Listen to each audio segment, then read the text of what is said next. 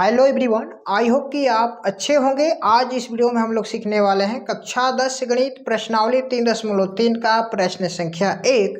तो ज़्यादा टाइम को वेस्ट न करके आइए क्वेश्चन को शुरू करते हैं। जैसा कि फर्स्ट नंबर क्वेश्चन दिया है, निम्न रैखिक समीकरण युग्म को प्रतिस्थापन विधि से हल कीजिए। अब यहाँ पे उसका पहला का पहला क्वेश्चन दिया है x + y = 14 और दूसरा समीकरण दिया है x - y = 4। ठीक है, तो यहाँ पर ये जो समीकरण का युग्म है ना, कैसा है? रैखिक युग्म है। इसको किस विधि से बनाना है? तो इसको बनाना है प्रतिस्थापन विधि से। तो एकदम इजीली तरीका से हम बताएंगे, एकदम बेसिक कंसेप्ट के माध्यम से। वीडियो के अंत तक बने रहिए, आपको एकदम एक एक पॉइंट समझ में आएगा। ठीक है, तो सबसे पहले हम देखिए यहाँ पर लेंगे समीकरण 1 जो है, इसको हम लेंगे यहाँ से। ठीक है, तो यहाँ पर लिखेंगे x + y = 14। ठीक है ना। तब यहाँ पर x या y एक का मान हमें निकालना है। मान लीजिए हम x का मान निकालते हैं, तो यहाँ पे 14 इधर है प्लस में और यहाँ पे y क्या है, इधर प्लस में है। तो पक्षांतर करेंगे तो क्या होगा? आप बोलेगा सर माइनस का y होगा, एक्चुअल में होगा। ठीक है, अब यहाँ पे इसको हम मान लेते हैं समीकरण नंबर 3। ठीक है, 3 क्यों माने हैं? क्योंकि फर्स्ट समीकरण तो दिया है और ये सेकेंड समीकरण है, तो हमने फर्स्ट समीकरण की मदद से हमने थर्ड समीकरण बना दिया। ठीक है, अब क्या करेंगे, जो समीकरण सेकेंड है ना, अब इसी समीकरण में हम क्या करेंगे, समीकरण थर्ड को रखेंगे। जैसे में देखिए यहाँ पर हम लिखेंगे समीकरण 2 में 3 का मान रखने पर। ठीक है, तो समीकरण 2 को हम यहाँ पर लिखेंगे x - y = 4। ठीक है, अब देखिए यहाँ पे x बराबर कितना दिया है, यहाँ पे वैल्यू यहाँ पे 14 - y दिया है, जो कि यही 3 है समीकरण। समीकरण 3 का मान क्या दिया है? x किसके बराबर है? 14 - y के बराबर है। तो यानी कि x की जगह पे हम 14 - y लिख सकते हैं। तो यहाँ पर हम लिखेंगे 14 - y। x बराबर है 14 - y, तो हमने x के जगह पे 14 - y लिख दिया और आगे यहाँ पर -y है, तो यहाँ पर -y लिखकर यहाँ पे आगे में 4 लिखेंगे। ठीक है जी। अब देखिए यहाँ पे अब क्या करेंगे, अब जो चर पद है उसको एक साथ रखेंगे और जो अचर पद है उसको एक साथ रखेंगे। तो यहाँ पे -y और -y में हम गुणा करेंगे तो ये क्या हो जाएगा? तो आप बोलिएगा सर ये माइनस का 2y हो जाएगा। ठीक है, बराबर।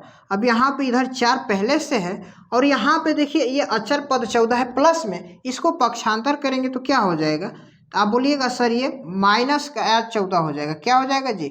-14 हो जाएगा। ठीक है, फिर देखिए नेक्स्ट स्टेप में -2y बराबर, यहाँ पे घटाइएगा तो ये हो जाएगा -10।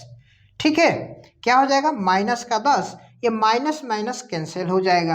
अब देखिए इधर हम बनाएंगे तो अब 2y बराबर क्या है? 10। तो y की वैल्यू हमें निकालना है, तो यहाँ पे 10 तो ऑलरेडी है और यहाँ पे y में 2 क्या है? गुणा है, तो इधर लाएंगे तो क्या हो जाएगा? भाग में। तो यानी कि 2 से भाग लगाएंगे 10 में तो 5 बार में जाएगा, जो कि y का मान निकल कर आ गया 5।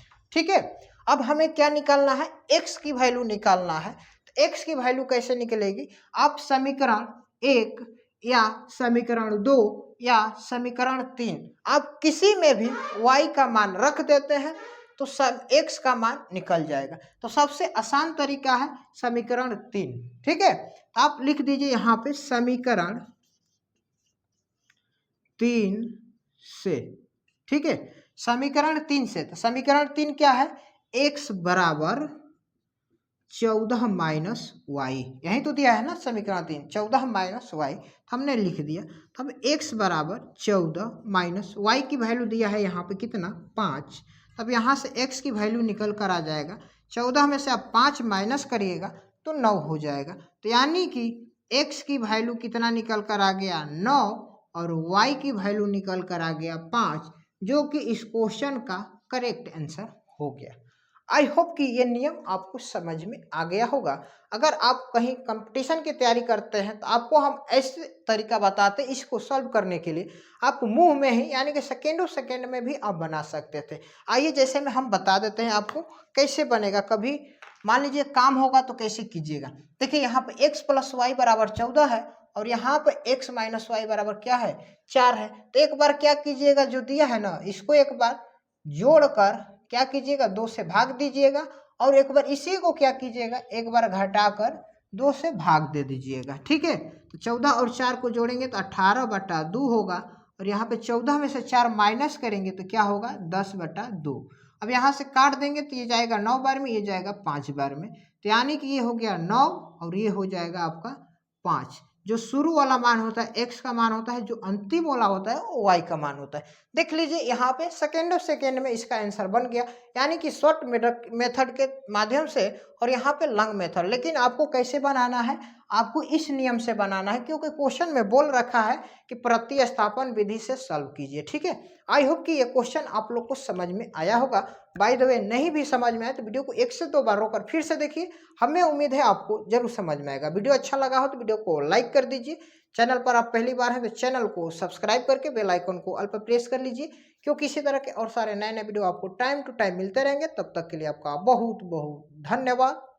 जय हिंद।